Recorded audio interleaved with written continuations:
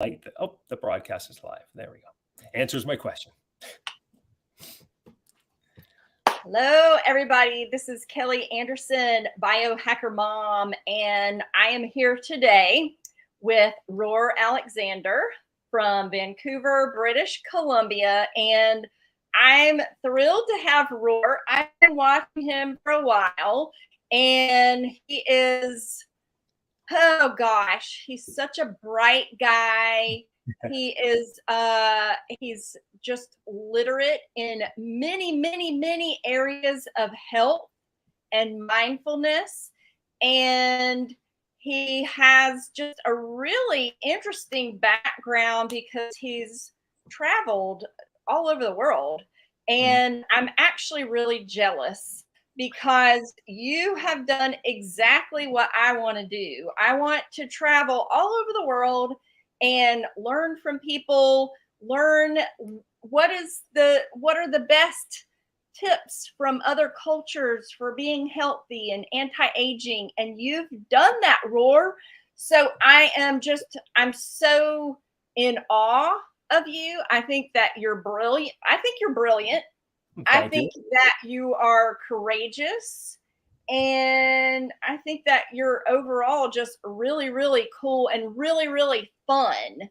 And so that's why I wanted to have you on my show today. So everybody, this is Roar. So go ahead, introduce yourself. Tell people. Yeah, that was quite the introduction. So I don't know where to start, I guess. My fitness and kind of health. I guess the word expert would be in there. I don't really like the word expert because I know quite a bit about a lot of things, but nothing overly deep. I mean, experts, you can go down some crazy rabbit holes, but overall, I think I've managed to put together a pretty successful picture of health. And for me, it's more about being able to implement it in your life and be excited about it than, get caught up in all the studies. Like, I really don't study a lot of studies on nutrition and stuff anymore. Like, I'll pay attention, but, I just find out what works. And a lot of it has been through trial and error. And like you said, traveling, because when you travel, you'll meet people who are in great health, arguably in significantly better condition than we are here in the West, with all of our science and all of our diet books and all of our YouTubes and all of this guy arguing about that and that guy arguing about this and this detail. And it's like, fuck me, you go over there and these people, they don't know anything I'm talking about. When my wife first moved here from Thailand, she's like, why are you all on these weird diets? She's like, how come that guy says he's keto and that guy doesn't eat any meat? And she's like, you guys are just all over the place, and yet you're like, he's like, yet you're a whole big unhealthy bunch. So I'm like, I know. So there it is. That's what there is to it. So that's kind of what I do. My background is I started off in more traditional fitness, which I still like strength and conditioning, traditional fitness. Went to school for psychology. So at the time, a lot of people, actually, when I worked in gyms, a lot of people thought that was kind of weird, because they're like, oh, well, because everybody, when you worked in a gym as a trainer, you were a kinesiologist or a physiotherapist. Like, you went for something on the physical side. And I went to school and I took psychology because it really wasn't my thing to get into fitness. At one point, I actually wanted to be a behavioral profiler. So a lot of people thought that was weird, but now that I've, as I started to get more and more about it, what being healthy is, it's about creating behavioral changes more than anything. And that's the thing that, most people don't talk about. Everybody's so concerned about the amount of calories or how many reps or how many minutes should I take between breaks, when the real answer is just in the behavioral changes and how to do those without being stressed out. So it led me to, from school, got done. I kind of did the 9 to 5 Western thing for a long time. Life just kind of became day to day and just started bogging me down a bit, just being in a lot of gyms, bouncing around from gym job to gym job. I was working a lot in nutrition stores. And then one day, just kind of got fed up. I kind of got fed up too with not really having a lot of money, because to be in health and the fitness industry can be, if you don't know what you're doing, which I've been working on the last couple of years, it can be a very hard go. I mean, how many 40 some odd trainers are there out there? It's not too many, right? Really, being a fitness person is a young person's seen as a young person's industry, arguably. So I just decided one day to pack up. I bought a one-way. I mean, we get into the more of the story if you want, but a one-way ticket to Hong Kong with just a little over about $1,000 in my pocket. No job, never been there. I knew nothing more about Hong Kong than I've learned watching James Bond movies. Then I jumped on a plane, and then I ended up being out there for almost 7 years. So it worked out well. So, I bet. My story in a nutshell. And was it on that trip that you met your wife? Yes. So I was in Hong Kong for a while. And then from Hong Kong, I guess my next Asian country I went to was Taiwan. So I ended up in Taipei for a few months. Then from there, Indonesia. Everything was just by luck. Everything was just by me I was interested in CrossFit, so I did a lot of CrossFit and martial arts at the time. So in Hong Kong, I was working with a one championship fighter in his gym. So I was working with fighters there, and I accompanied him actually to Jakarta. How did it work now? So from Hong Kong, I went to Taiwan. That's right, Taiwan. I didn't like Hong Kong, and I went to Taiwan. I got offered actually a corporate wellness gig there, working with an office. The person that was in charge of it was an old friend of mine. She was very much, into understanding stand-up decks and the importance of being physical to increase your productivity and focus. So she kind of brought me there to get them moving. So that was a lot of fun. And then that's what happened. And then I got a message from my friend Alen from Hong Kong, and he said, would you come and corner me at this fight in Indonesia? And I was like, sure. So went to Indonesia, swung by a CrossFit there just for a workout. And the guy said, well, what are you doing after Taiwan? Because my contract was coming to an end. And I said, I don't know. I said, probably just going back to Canada. And he said, well, why don't you come here and work for us at CrossFit?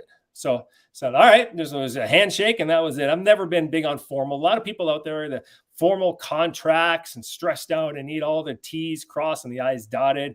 I was just a handshake. I'm like, worst case, you just go back to Canada. It's not a big issue. So I went to Indonesia, and I was there for about 8 or 9 months, I think. And then exact same thing. I was with this girl from Indonesia, and we said, hey, let's take a trip to Thailand. We went to Thailand to do the first thing everybody does in Thailand is the Khao San Road experience. So we did the touristy Khao San Road, but again, I swung by another CrossFit there. And while I was there, same question, what are you doing after Indonesia? And I said, I don't know, probably going back to Canada. And they said, well, why don't you come and work here? And I said, okay. So I ended up going to Thailand, and I was in Thailand for over 4 years. I was only with that company for the first 2, and then stayed there for 2 myself, got involved in even deeper into MMA and martial arts. Started working with the Fairtex Muay Thai team, which is pretty much the biggest, most professional Muay Thai team on the planet, being their strength and conditioning coach. So that was a lot of fun living right on the camp. And their camp is, basically like a 4-star hotel. So it was kind of nice. And then traveling around, and just like I said, met my wife actually online in Indonesia, and then in Thailand, got to know her. We spent a lot of time up in Isan, which is the northeast part of Thailand. While I was there, of course, you travel all through Asia, because Bangkok is the beautiful thing about Bangkok is it's a 4-hour flight from anywhere. It's 4 hours to Hong Kong, 4 hours to Manila, where I've been probably like 9 or 10 times now, Philippines. You can take a bus to Cambodia, Vietnam, Dun Lao.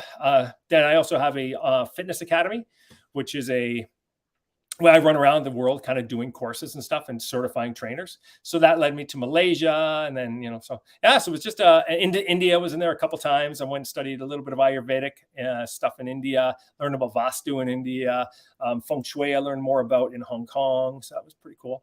So just a lot of traveling and just really learning through experience than anything else, right?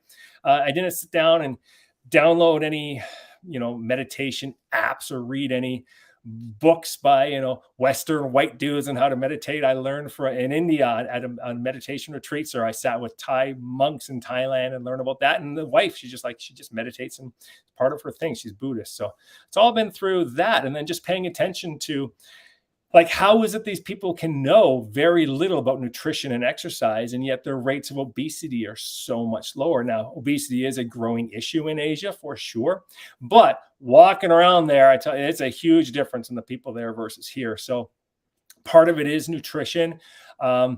part of it, a large part of it is lifestyle, though, like step tracking, and we're just getting in your steps and the way they eat. You tend to share foods a lot. So there's a lot of food sharing, which is what we do now. We sit on the floor at our house. We have basically our whole house is furniture free, except the wife, she's become a little more westernized. So I became very Easternized and she's become a little westernized. So we do have a couch now. She made me buy a couch about a month ago. But, you can see down there, we have Turkish floor sofas, right? We got our meditation corner back there. I'm talking to you right now on a standing desk. So I'm standing doing this, and I have 3 standing desks altogether. My kitchen counter is standing height. So tend not to sit down a lot. But yeah. So there you go. I love that. I love all of that. It sounds so adventurous. It sounds it just sounds magical and fantastical, and times for sure. Yeah, I want to live vicariously through you very badly right now. Nadia, it's not hard to travel, though. You don't need to live vicariously through me. I mean, it's very cheap. Do it. Do it. I will. I have a child who is in school, so that that kind of. You're a biohacker. You got homeschool, you got world school, and you got no school in. I mean, one of the things I talked about in my podcast, I'm trying to get into more because I got a kid too. We plan on our goal is to spend half the year in Thailand. We're buying a villa in Thailand. It's half the year in Thailand, half here. So currently I'm trying to figure that out. I think that's fantastic. Yeah. And I've actually discussed that with my daughter, taking a year off and just going to Europe and traveling Europe. Because I do feel like, you really, it takes it to another level when you start learning from other cultures other than your own. Experience is the best education. Experience. You can read all the books you want. People are always asking me, have you read this philosophy book? Oh, it sounds like you must read this guy. You must read that. I'm like, no. I haven't read any of them. I don't even know who the names of these people are. I've just lived. I've spent time with monks. I spent time in India. I spent time in temples. You just learn this stuff naturally, So yeah, experience is key to anything. I think, like they always say, it's the old thing. It's who you know, not what you know. And I'm a big believer in that. So I think taking it off, obviously figuring out something so you can keep some sort of formal education if you choose, just so they're not behind when they come back here and all of a sudden they're behind. Right.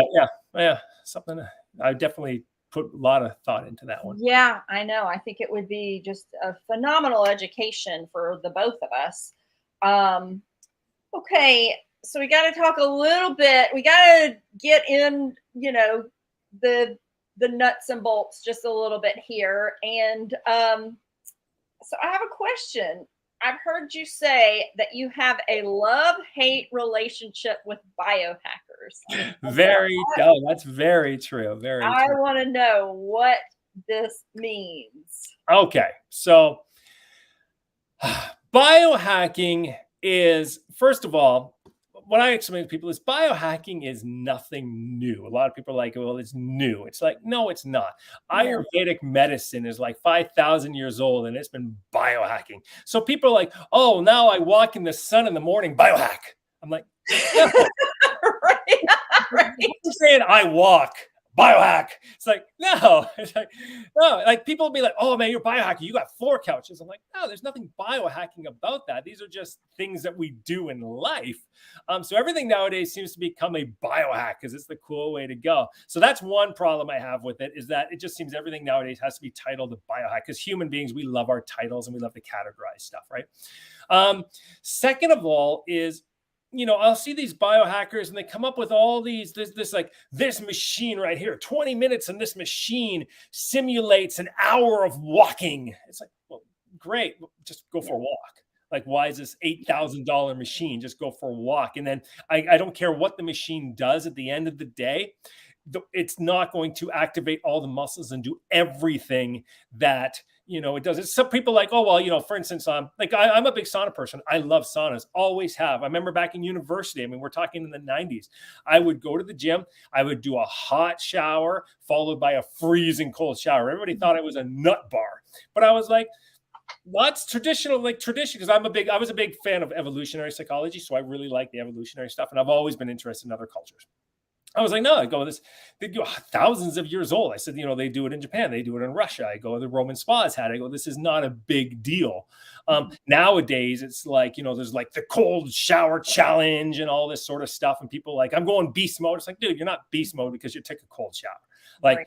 the guy that's running into a battlefield, the fireman that's running into a fire, the cop that's, in a shootout with a bunch of crazy guys down, that's beast mode. Your cold shower, putting a bar on your back with safety bars on your, that's not beast mode, my friend. So those guys, that can get on my nerves a lot. Yeah. And also, like actually I was listening to my friend Ted today.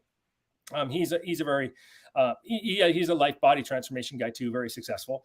And I was actually listening to a podcast that he was on, and he was talking about how one of his clients was listening to Ben Greenfield a lot. So his client, 70 pounds overweight, and was sitting with a so 70 pounds overweight of fat, and the way he was going to handle it, the way he was thought I should lose the weight, apparently it's what he said on the podcast, is that you put the red light on his testicles because that would increase his testosterone instead of working out. There is evidence, putting a red light will do it. But again, it's like, are we emphasizing the little spike of testosterone you get over the exercise, right? So a lot of times the biohacking, it's just shortcuts. It's not wanting to put in the work. And another one, because there's so many things I have a problem with them. Quite often, biohackers don't even understand what they're doing and why they're doing it. It's like, I'm going to wear blue blocking glasses in the morning because of the blue light. I'm like, what are you talking about, bro? You need the blue light in the morning to wake you up. That's literally what starts the cortisol cascade in order to decrease your melatonin. Like, it doesn't make sense. Like, when I moved into this house, I bought crazy amounts of lights because I have a basement apartment. So like, I got lights everywhere. I got a side lamp. I got a light to wake up in the morning, but I know when to use it. I don't use my SAD lamp at nighttime because it's just, that's not when you do it. So a lot of biohackers, they just do a lot of things without knowing why they're doing it. They just don't understand what the technology is supposed to be emulating. Right. So, and I take it very far. I am the most watered down biohacker you could ever find. I'm not into gadgets. No. Like, I have a glucose meter and I don't even use it all the time. And that's probably about as techie as I get as a biohacker. Mm-hmm. But I'm always looking at what in nature is going to help us to stay young and healthy, and what can you look to other cultures and earlier generations? What were they doing? I'm a total naturalist biohacker. I don't want any part. I know that probably none of these companies will ever want me as their sponsor because I'm like, just live, just live. And a lot of it is intuition. I'm very big about intuition. And what for you personally, are you feeling a lot of your health issues are because you're not listening to your body. You're not listening to your intuition. That could be just as simple as that. Throw all your gadgets away. Well, yeah, it's like that with HRV, right? People, they let the technology tell them exactly what to do, ignoring their feelings. Like I said, I don't have a problem. Like, I have a side lamp. I have a wake up lamp. I have blue blocking glasses. I use the sauna, like I do lots of stuff. I even use I got essential oils on right now. I got the peppermint oil going because peppermint oil has been shown to be. But essential oils, that's totally natural. Yeah, but it fires up your brain, right? So just little things like that. But like, getting back to the HRV. So once I sat down with Rich Franklin, former UFC champion, and I said, like, what's your thoughts on HRV? Because he was one of the earliest guys to kind of get into it because of his trainer. And he's like, it's all right. He's like, there's some days where I'd walk into the gym and my HRV would tell me this is not a good day to train, but I felt amazing. He goes, and I would train hard. He goes, some days the HRV would tell me, oh yeah, you should feel amazing, but I felt like crap. He's like, so he's like, I do believe in it. He goes, but I take it with a grain of salt. And a lot of people just blindly, like, just let the technology tell them, well, this is exactly how you should feel. It's like, well, that's not how I feel, but I'm going to do it because my ring tells me that's the way I feel today. So, yeah. Yeah, I think you and I kind of see eye to eye on that. Also, like, getting into the supplements and everything. I had a conversation one day with a girl, and she listed out 30 different supplements that she's taking. And I'm like, oh gosh, it's like, what's happening? How do you know that this over here is not contraindicated for this over here? Or how do you know 30 supplements? Well, I think again, a lot of it's marketing, right? They've been told, like, people put an overvaluation on supplements, not realizing it's like the tiniest, like 1%. It's funny because I'll actually be like, I'm an anti-supplement guy, and I have lots of supplements. So it's kind of funny. It's like I grew up, but I worked for a long time in nutrition stores, and I kind of got politely asked to leave from many nutrition stores, even though I know a lot about them, because people come in, I go, what's the best fat burner? I'd say, well, what's your exercise program like? Well, I don't exercise. I'm like, well, then this shit ain't going to work for you.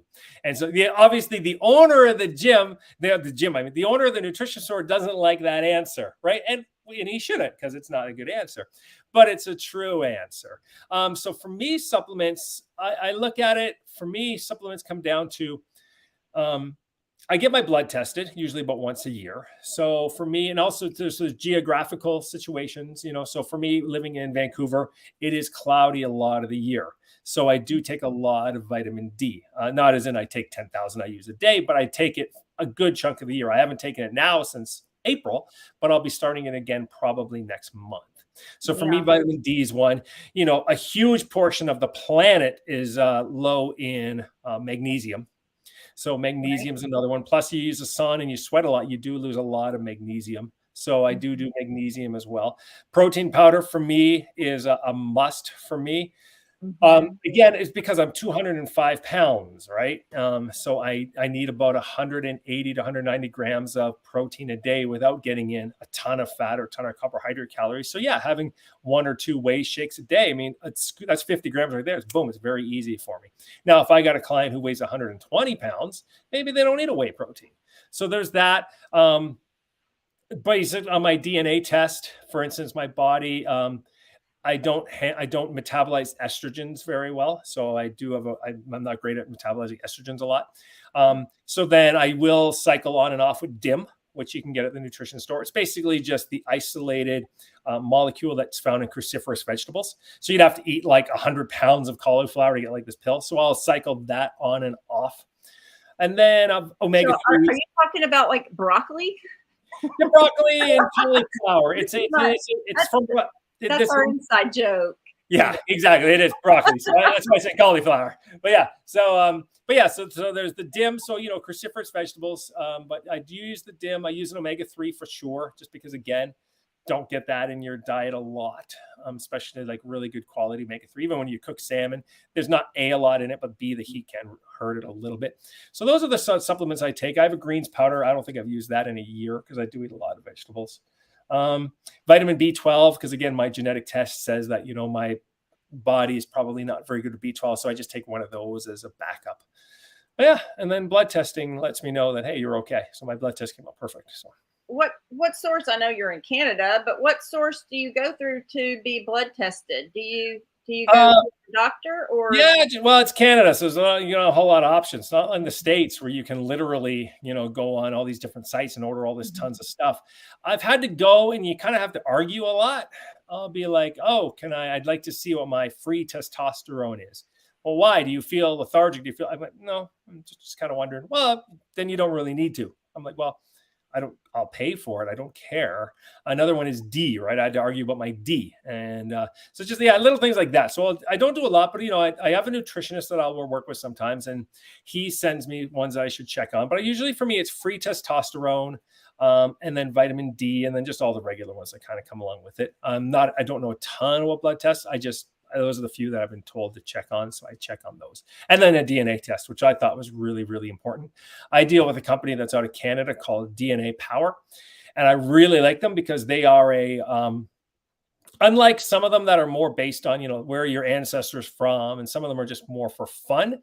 DNA Power is all about actionable information. So they do, the test they do does fitness genes, nutrition genes, and cognition genes and hormone genes. So it's a pretty good one. I think they do the most. They do something like 210 SNPs, they do, which were a lot of the regular ones you see on the internet that you'll see for like $19.99 or $29.99. They might be like 30 or 40 SNPs. These guys, they go pretty deep. So it's pretty cool. I wonder, I'm assuming you don't have to be just Canadian to Oh, go. no. You guys can get it. It's just DNA. I think it's just DNApower.com. Okay. Like it's just a swab thing and boom, you send it off. It's pretty cool. Yeah, so that's really good. I mean, like I know I don't have ApoE4, so yay, no Alzheimer's for me. Yeah, let's definitely hope not for all of us. It's funny though how many people are scared to get a DNA test because they're afraid of getting the information. I'm like, well, wouldn't you rather find the information now and there's something you can maybe do about it than it finding you later when it's too late? So for me, it's like, you know, if you got even a double ApoE4 gene, yeah, there's a good chance that you're going to get Alzheimer's at some point. But there's things that you can do now, starting in your 20s, starting in your 30s, that can really maybe prevent it or at least really, really delay it. And that is something that I'd want to know. But again, human, we don't like to know things about the future. So I want to talk a little bit about your Bagua of wellness. Oh, yeah. I don't know about that much. Explain Bagua. Well, that's just actually, it's funny because I made up these, I kind of sat down and I just kind of was analyzing the different areas of health. And this is what like I said, I don't get into this sort of stuff a lot anymore just because it's so overwhelming to so many people. But I sat down and I went, okay, these are the different areas that make one truly healthy. And then I realized that it almost matched the feng shui area. So feng shui, you use a map, and it's got 8 areas and technically it's 9 areas, but it's a square. The middle one is health. So then the rest kind of radiate around it. And it's exactly the same thing that I drew in my mind when I was doing it. And then I just realized, wow, these two really mix well together. So for instance, it's been so long since I talked about it, but you got your 4 kind of key ones that are like I kind of talk about. They're the preventers of ill health. And then you kind of got your 4 quality of life ones. So with my coaching, what I do is I kind of listen the first stages of coaching. I just focus on exercise, nutrition, sleep is in there. And I think stress management is in there. Mindfulness. Yeah. Then there's non-exercise activity thermogenesis, so movement. Then there's a personal development, which I throw travel in under there. And then there's another one. Like I said, it's been a while. Connection and purpose. There you go. Thank you. Yeah. So connection is obviously the people that you surround yourself with and all that sort of stuff. And then purpose is kind of what wakes you up in the morning. But I don't talk about it at all because it's just so overwhelming for people when a lot of people, it's just helping them. You know, they can't see the rest of that stuff until they just lose some weight. But yeah, that's the 8 areas that my coaching eventually leads into. But it starts off with just your basic ones. But yeah, so those are my areas that I talk about. I thought that was really interesting because I have my 7 pillars of biohacking, and they are mindset, nutrition, movement, community and service. Okay.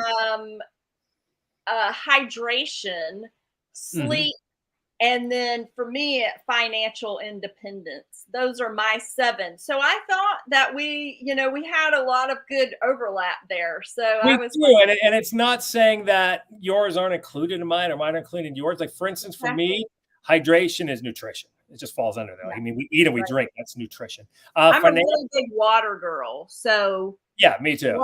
Water is really huge for me, so that's why I had to make one. You give it its own color. Yeah.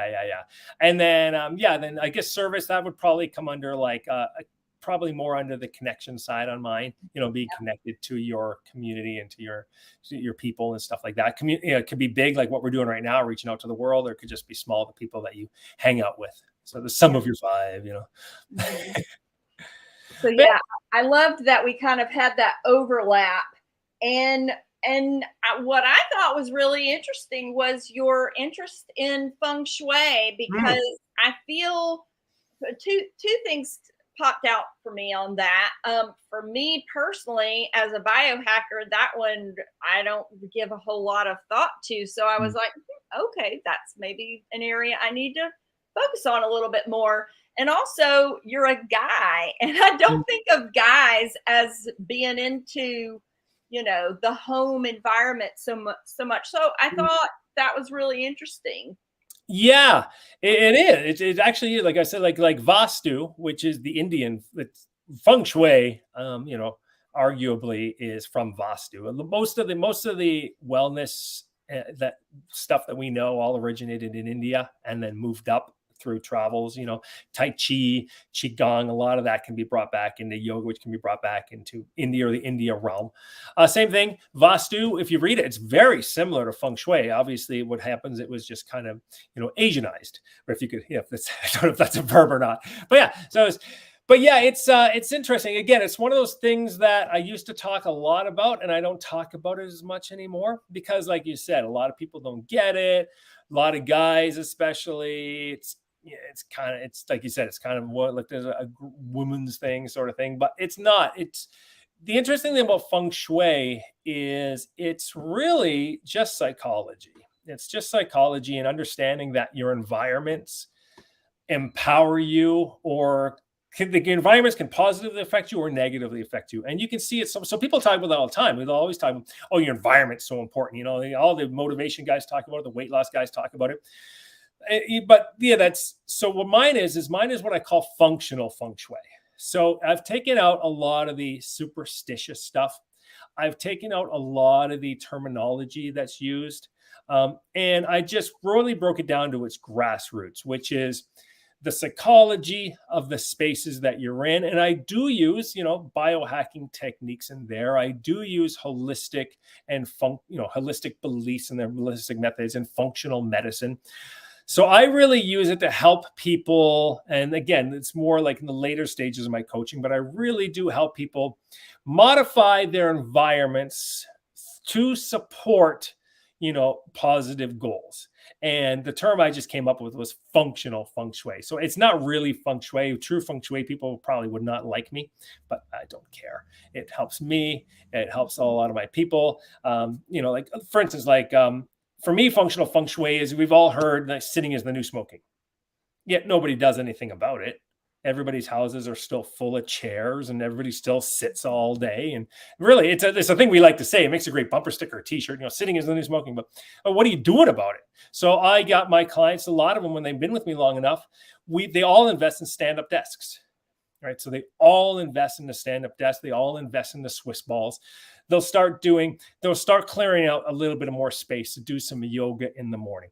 I start to talk to them about, hey, did you know that, for instance, peppermint oil can be a neurostimulant. It can help you clear your mind. Did you know that rosemary, if you're studying, can help you to, memorize, short-term memory improvements? There's even cultural significance to smells. Like, why do they put lemon in all cleaning products here in North America?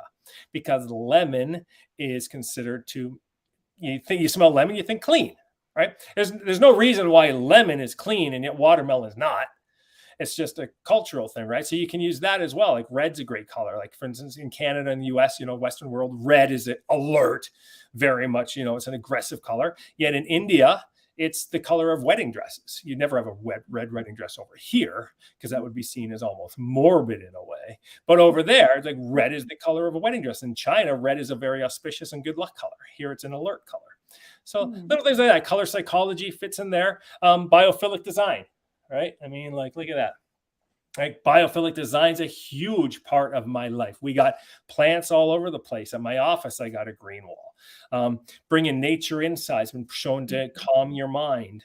So even things like using, if I can break it down into even more health, like really health-based, I teach clients about using glass containers as opposed to plastic for storing all their stuff, right? From a couple points of view. One point of view is, you heating up food. Like a lot of them will use how many people right now, and put us in the comments below or whatever, how many of you use a plastic kettle to heat up your water every morning, right?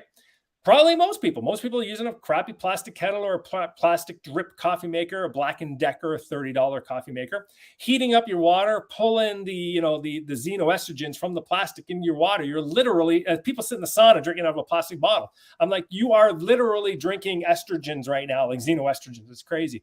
So glass jars, from that point of view, which is a literal cellular health point of view, to the psychology of being able to see your foods. Your good foods are on display. Your junk foods are either out of the house or hidden. And you see when your foods are going down, you say, oh, I need to eat more of that. I need more of that. Like one of the things they talk about in blue zones, right, is they say, well, you'll always notice you're going to a blue zone home. There's a fruit bowl in the middle of the kitchen. There's not a plate of M&Ms. So for us, we have a fruit bowl, and we got fruit, we got a vegetable bowl and a fruit bowl on our kitchen counter on island right now. So we make sure we eat it all. We throw away very little food compared to the most households. Mm-hmm. So that's all functional feng shui, right? So I got a book on it called like Discover Functional Feng Shui. It's a little free download. But yeah, it covers my decluttering and organization is step one, because that's such an important step that most people don't do. Detoxification is another one. And then I'm a bit of a minimalist with a lot of crap. So I've become less minimalist over time. But again, everything I have does hold some kind of meaning for me. One of the problems with being a minimalist is that as I traveled, I wasn't able to collect really cool stuff. I'd see these really interesting things, and I was like, well, I have nowhere to put it. So I kind of decided when I came back to Canada, I would stop that. So right back, I'm reversed, right back there. That's from Hong Kong. That's a feng shui map. I forget what they call it right now. Back up there, that's a picture from Hong Kong where I took my mom and we went out on the junk boats in Hong Kong. So little things like that, right? We got lots of photos around of all good times, the family stuff. Again, all the stuff that just positively influence you. So yeah, so that's why your space is. What about air quality? How does huge. that? Yeah. Huge. What are your yeah, like right before we started, I opened our windows, right? My windows, even in the wintertime, they're always open a little bit. I've talked about, I had a guy on, one of my good friends is actually a biological, what's he called? He comes around and he tests the EMFs and he tests all the different chemicals in your house, a building biologist. So he came, he did an EMF search of my house. So he checked the house for EMFs. He looks for dirty electricity and air quality. So we always have a window open. We always usually also have a fan running it most of the time. So like the bathroom fan is running, because even a bathroom fan is something like 800 liters of air in an hour, something like that. I do have an electric air cleaner right now in my kid's room. So we got that there for him. Plants, we got lots of live plants like snake plants. Snake plants are like some of the top 5 air cleaning plants in the world. Oh, wow. Okay. So, there's quite a few. If you just Google this, Google's NASA's top list of air cleaning plants, because obviously NASA enclosed spaces. So they were the ones that clean the air the most. Snake plants are high up on that list. Interesting. So air quality is huge. Water quality, right? We got a water filter. Now, I don't go overboard. I don't get into there's people that about the antioxidant water, like Kangen waters and all that sort of stuff. I don't know about that. But I do think. We'll have to talk. Yeah, we want to talk. But I'm like, you know what? I don't think, you don't want to be drinking too much chlorine. No, you don't want to be drinking. You want to filter out some of that. So we got a water filter on our drinking water. But again, most people, that's where they start and stop. They don't think about the shower. You actually absorb more chlorine through your skin than you could drink all day long. So we have a chlorine tap on our shower as well. So for us, water is a big one. Air is a big one. I forget all this stuff because I've been told by my business coach, don't talk about that stuff. So I'm like, okay. Why not? I think this is stuff that people need to know. It is. And it may go in one ear and out the other, but at least it's things that people should think about. Yeah, I shouldn't say they haven't said not to talk about it, but there's a time and a place to talk about it. But the way I look at it is like this. It would be like, it's kind of like, what's that guy? Is it Tony Robbins? Is that the guy's name? The big motivator guy? Yeah. Yeah, again, I don't follow these guys. So again, it's like, it would be like Tony Robbins going down, the way I look at it, it's like Tony Robbins going down to a homeless guy and giving him a big Tony Robbins lecture on how amazing life can be. Believe in yourself. And it's like, dude, I don't even have the money to buy a hamburger right now. So me, So I'm like, that's great. Thank you, Tony Robbins. But for me, it's kind of like what they've said to me is, Roar, your stuff is great. You got a great understanding, but people need to graduate into that. So for instance, right now, if a guy's watching this who's, I don't know, like guy, he's just doing the 75 hard because he's punishing himself for, spending the last 10 years eating shit food and not exercising.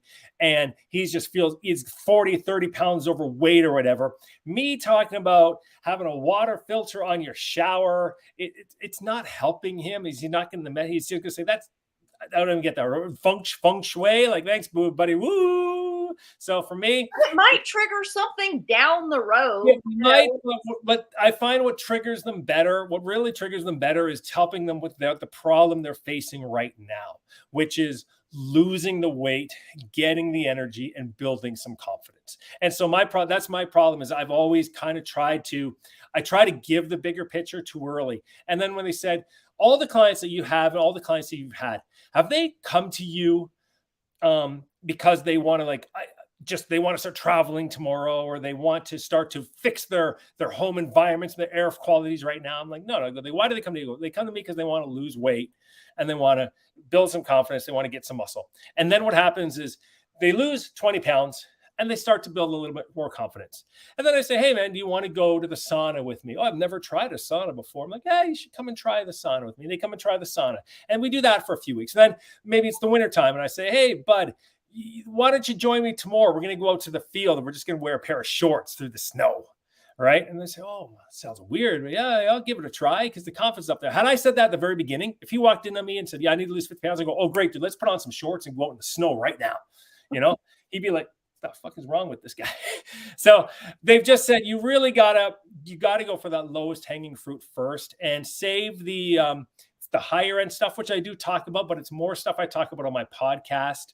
And it's more stuff I talk about the higher levels, which is why quite a bit on my TikToks. I do find it a little bit boring sometimes on my TikTok and my Facebook because they're like, talk about, weight loss, muscle gain, body transformation, meet people where they are. So it works. It's been working for me, but at the same time, sometimes it can annoy me. But I got to realize I got to give people what they want before I can give them what they need. And I'm right there with you. I think you and I we're very much alike. We get so excited about all of this, and we want everybody to be just as excited and passionate about it as we are. And it's just some people just aren't made that way. And I have to step back a lot and tell myself that, there is the video games. They will get there. I did a post last week that, it seemed to kind of resonate with people. It's like, you don't know what you don't know. Right. So you don't know if you've always lived your whole life being overweight, being non-confident, maybe you haven't been able to talk to girls. You're kind of a comic geek. You like Star Trek. You play cards. You don't know what you don't know. You don't know how amazing it is when you get in shape. You don't know how amazing it is when all of a sudden you have the confidence to go and ask this girl out or take that trip you never thought you could, because it's never happened to you. You don't know what it is. You don't know. So the way I look at it, it's just my job to help people get that first step. And that, when I look back, that is where my successes come in with, my clients. So they do want it. Like I said, basically the post was like, you want everything I'm talking about, you want it, but you just don't know you want it. And the problem is you're never going to know you want it if you don't take that first step. And so that's the hardest part. It's just got to get them to take the first step, and then it's like dominoes, boom. But that first step, it's the hardest part, right? Because they think, I'm expensive. Yeah, I'm not cheap, but but again, it's like I did a post today. It's like, if you really want it, you'll find it. Like my business coaching course, it's a lot of money, and it's US dollars, it's US dollars. But the way that my business was going at the time, because I wasn't quite dialed into my message, I was all over the place because of my ADHD. I put the money down that I don't have, but I've made it happen, and it's really helped me. So it's the same thing with my guys. I just have to I have to keep explaining to them. I know it's just having faith in yourself. It really is what it comes down to. It's not the money. It never has. And I live it every day. It's like living in just a low grade level of terror all the time. You're just always taking the next step that's out of your comfort zone. And Mm-hmm. it's like every morning I wake up, there's just like kind of this low grade, it's, it's like it's unknown, but I'm still going to face it. I'm still going to go. And there are a lot of people that, I think I was just I was made that way to Mm-hmm. just keep pushing it and but some people feel that and they're like, oh no, I don't want any part of that. I'm going to go run and get back in bed. And those are the people that you and I have to like grab by the hand and be like, okay, come on, we're gonna do this. And The problem is though, they still got to put their hand out. That's the problem, right? they So got I literally, one of my next Instagram little posts, literally, like we were talking about this, like it says, the most like being comfortable with comfort is the most dangerous thing that you can do with your life. And it's so true. Because when you find, like, I'll see guys that are like 40 pounds overweight, with kids, they got these kids and they're 40, 50 pounds overweight. And I'll be like, it's cool. It's cool. Yeah. Good. All right, if you say so, buddy. I mean, I don't know, but I mean, you've just become very comfortable with being comfortable, and that's not a good thing in my opinion. Like, and I tell people all the time, I'm like, dude, I bought a one-way ticket to freaking Hong Kong with $1,000 in my pocket, no work permits, no nothing, just because I was so fed up with the way my life was going at the time. And yours is like what, investing a little bit of money and improving your health. It's not a big investment, man. Or like taking business coaching, it's not a big investment. Even if my business coaching thing failed, it was a bust, but the money will come back, whatever, it's not that difficult. So being comfortable with comfort is extremely dangerous. And I feel very sad. I think that's a really good message. Get used to just being uncomfortable. Mm-hmm. And it's okay. It's okay. I look back times that I was like almost throwing up. I was just so scared. Mm-hmm. But then I just kept pushing through, and now I look back and I was like, wow, that was freaking awesome. That it wasn't even that hard.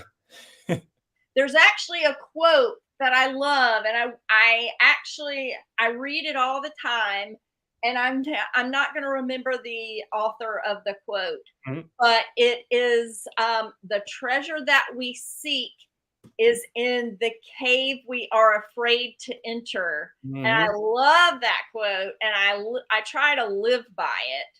And I'm just always thinking about that cave. Just go. And I'm not a caving girl at all. Like, I don't like caving. I've been caving. It's not fun.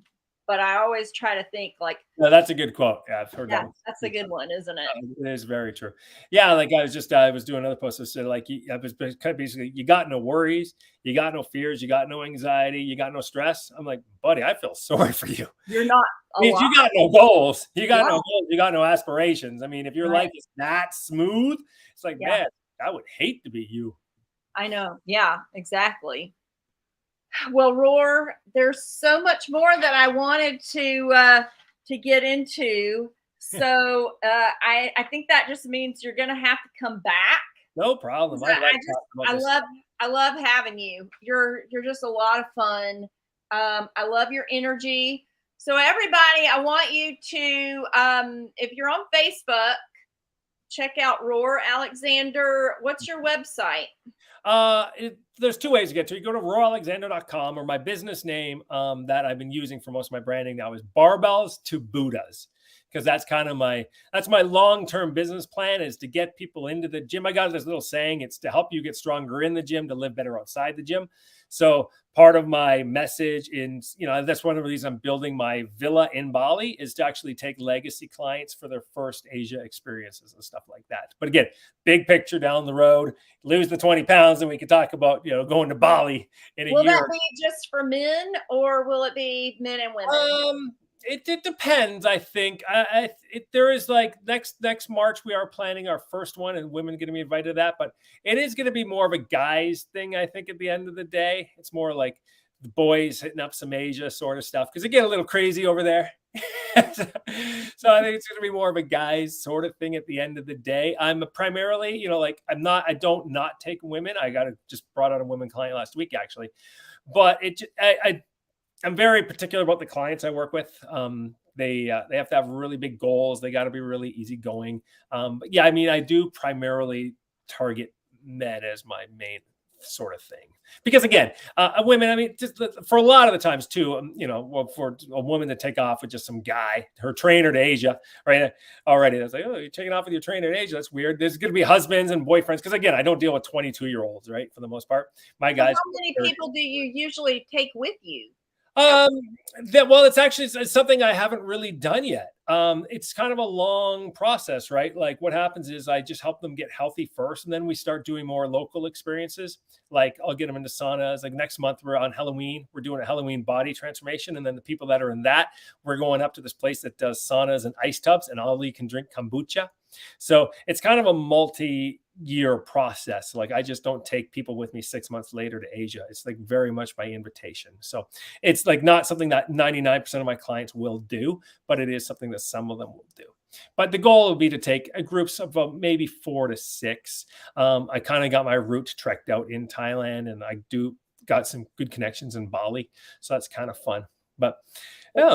It sounds amazing. And I've got a really good friend in England, and she's wanting to start retreats in Bali. So maybe the two of you could somehow connect. And Bali's even then I could at least connect with my friend in Bali. My friend, she's Indonesian. She's in Bali, and she's very good at helping people organize them, or she can even co-coordinate it. So one of the first things when you have them into a place can be very difficult, right? A lot of money scams out there and tricks. So yeah, it's kind of one of the things. It's kind of like that's why it's your first trip to Asia. I make sure you don't get ripped off because you can get ripped off pretty easily out there. Well, if you do take a group, I'd love to go. Especially if you end up taking you should do a trip where people can take their kids. Yeah, it's one of those things. It's very difficult. One of the first excuse I always say is always the kids. I can't do that because of the kids. I'm like, I get it, but also I don't get it. I mean, I had a dad the other day. I was talking to him. He's like, man, I could never do that. I got kids. I'm like, dude, I got kids too. I said, next month I'm going to the Philippines for 12 days by myself. I said, on the flip side, the wife wants to go to Thailand next year for a month by herself. So I'll take care of our kid. I mean, so you kind of get, even though you got kids, you got to keep living your life and enjoying it. So there'll be trips where our kid goes with us. There'll be trips where I go, or maybe it's just me and the guys. And there'll be trips where it's the wife and maybe some of our friends. It's all good. You only live once. Enjoy it. Yeah. I love your philosophy. I think it's phenomenal. I think it's fantastic. I love you, Roar. I think that you are amazing. I'm going to keep watching you, keep learning from you. And I'm going to encourage everybody out there, look up Roar. If you haven't, look him up. He's just so smart. And the biggest thing is you're fun. You have a good attitude about it. You're not like, you need, there are some guys out there that are like, and you're like so lighthearted about it all. And that's what I really love. And you're going to really reach a lot of people. And awesome. Thank you. Yeah, for me, it's about being fun. Like I said, my motto, get stronger in the gym, live better outside the gym. I'm a big believer in that. If you just go to the gym just to get better at the gym and your whole life's in the gym, I'm like, man, you're lame too. I just told the guy the other day, I said, man, you're kind of pathetic. I go, you're lame. I go, you spend 6 days of the week here. You don't have any hobbies outside of here. Best thing you could do is stop coming here so often. And I mean, I love the gym, but if you're just living in the gym to be at the gym, it's like you're not learning the lessons that the gym is trying to teach you, my friend. Like, got to learn some lessons. So, I could take some lessons like that. Like I'm obsessed with my business, and there are times when I need to step away from my business a little bit. And your playtime. I just did the mountain on Sunday. We did the grouse grind, we climbed the mountain and stuff like that. It was a lot of fun, So we tried every Sunday go kayaking or mountain climbing. So that looked very fun. So how about this? Send me the little. You said you have a little book about feng shui. Is it a link? It's an ebook. It's a PDF book. Okay. Send that to me if you don't mind. Nope. It's free, right? 100% free. I changed the name of it recently. It used to be called Discover Functional Feng Shui. People thought, again, too woo-woo and out there. And I think now it's just empower your spaces to lose weight and increase your productivity. So it's definitely speaking to people in a more less woo-woo language. Same book, but different cover. Sounds good. Yeah. So send me the link for that. I'll put that in my links on all the platforms that we're sharing on today.